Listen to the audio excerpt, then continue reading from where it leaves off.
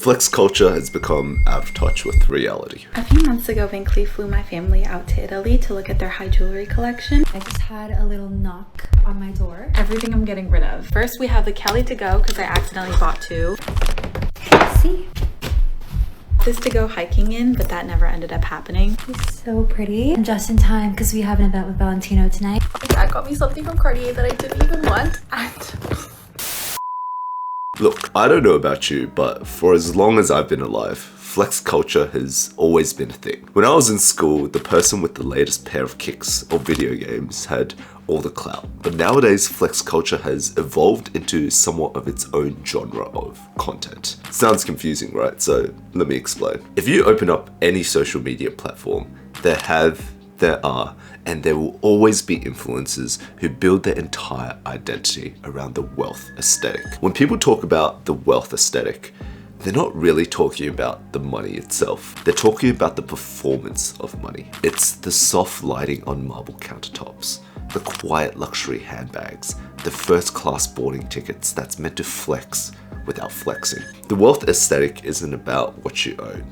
It's about what you signal. For Gen Zs, this aesthetic is plastered everywhere on their feeds. Instead of seeing wealth as something that's abstract or rare, they're seeing it packaged and sold as normal on social media. When your feed is full of people your age exuding main character energy, it starts to blur the line between reality and fantasy. The wealth aesthetic is so recognizable now that you don't even need to see the prices anymore. You can feel them, you can tell from the fabrics, the finishes, the locations, the way the camera lingers on certain details. It's like a visual language where sparkles means money, designer means luxury, and private jets means you've entered the upper echelon of society. These influencers sell a meticulously curated image where excess is normalized, glamour is constant, and the audience, or you and me, are just meant to accept that this is just their everyday way of living. It's aspirational for some, sure. But lately, the sheer volume and contrast of these influencers are becoming out of touch with reality, and frankly, quite tone deaf.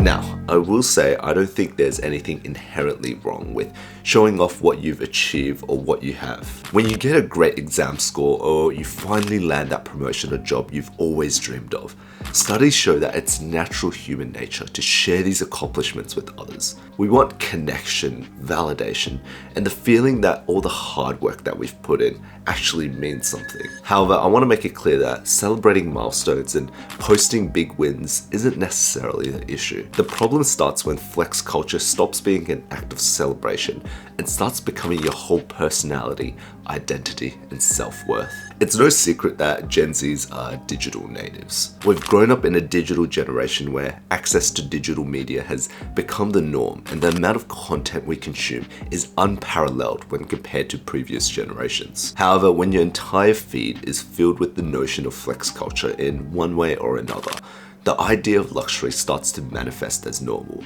and we begin to chase material items because we've been sold that's what success looks like. The growth of the wealth aesthetic unconsciously changes our relationship with spending, and little treats like the occasional coffee begin to mold into designer handbags because we deserve it, and that's what normal looks like. This shift in mentality is reflected in keeping up with the latest trend, staying cool, staying relevant, and being able to show that you can fit in and you're one of us. If you want an example of how extreme flex culture can get, just have a look at Supreme a few years back, where it got absolutely blown out of proportion. Because Supreme drops sell out immediately, people have to buy it on secondary markets, and Supreme items become even more expensive on the resale market. Resellers call this the Supremium. The Supreme work-based jacket, retail, $300. Flipped for more than $1,600. That's a return of 463%.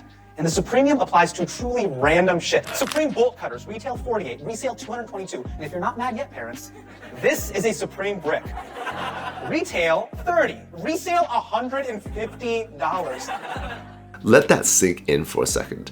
A bloody brick with the Supreme logo tattered across it costs $150. Hassan made a joke about this, but can you imagine going to your immigrant parents and asking them to spend their salary on this piece of shit? Supreme aside, what I'm trying to accentuate is that flex culture has conditioned us to chase hype and chase material items when they don't really mean anything. You see it in how Gen Zs talk about quiet luxury pieces and capsule wardrobes.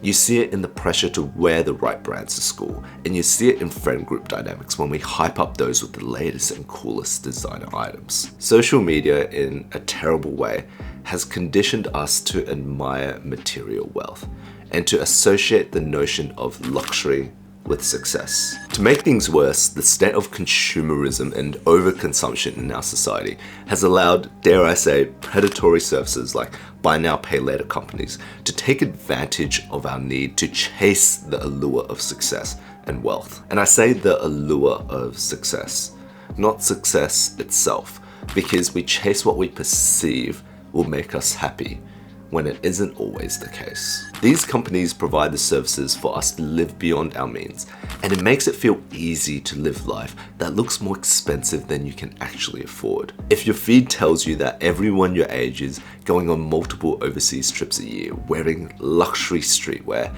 and living in Pinterest apartments, it becomes way easier to justify ludicrous amounts of spending.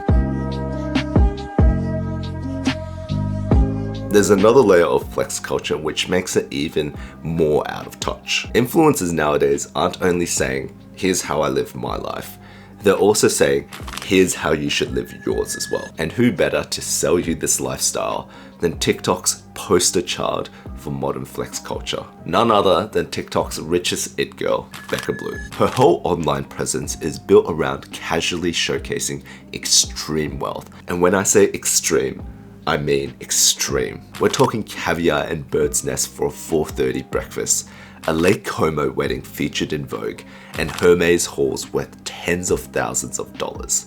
Even a cat that eats sushi-grade salmon and caviar off matching designer plates. I had to watch it a few times just to make sure I had the picture right. Becca Bloom doesn't just show luxury.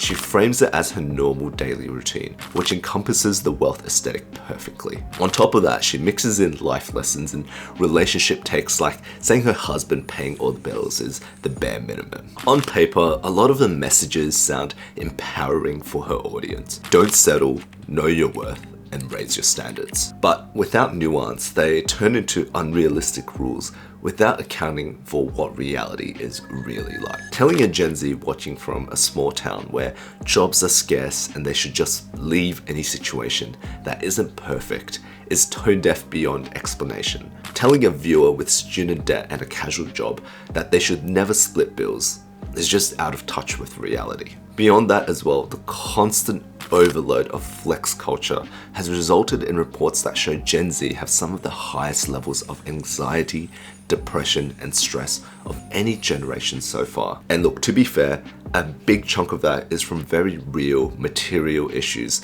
like job insecurity and economic uncertainty. But another part of that comes from constantly seeing lives that look better than yours and being told that theoretically you should be able to have it too if you just work harder or manifest more. Just take a second to perceive how tone deaf this can be interpreted by certain parts of her audience. Imagine you've just clocked off your shift at McDonald's and you're going home to your small 1-bedroom apartment where you're splitting rent with 3 roommates, and this is the content you're sold on your social media pages. The disconnect between what's shown to us and the reality we're actually living creates this low-level feeling of failure, even when it isn't always the case and you're doing everything you reasonably can. Gen Z, more than any other generation, is being bombarded with advice from people whose lives look nothing like ours. Flex culture doesn't acknowledge the nuances of reality, and it just keeps reiterating and repeating the same message over and over again.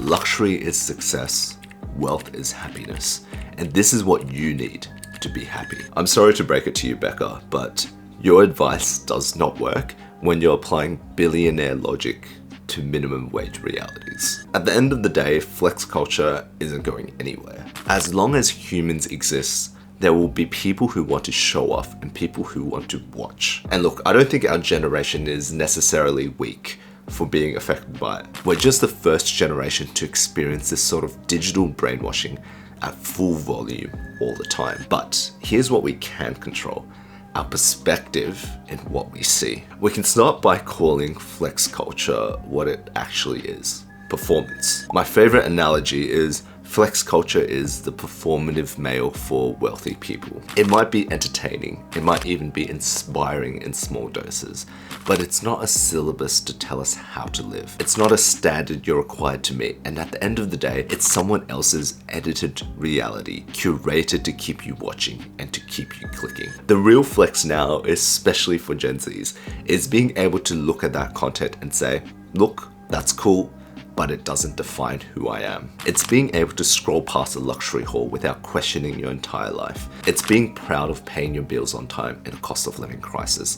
And it's understanding that your value isn't tied to your aesthetic or your bank account, but to the kind of person you are and the life you're building in the real world. Flex culture has become out of touch, and Gen Zs are paying for it with their money, with their mental health, and with their sense of self. But the more we talk about it, the harder it becomes for the culture to operate unnoticed. Once you see flex culture as a performance and an act, it loses a lot of its power. So the next time you're doom scrolling past private jets and 20-year-olds decked out in designer outfits, take a second. Remind yourself, life is not a race to look rich online, and your life is not behind. You are living in reality. And in a world full of fakeness, filters, and bullshit, that might be the biggest flex of them all. I'll see you in the next episode.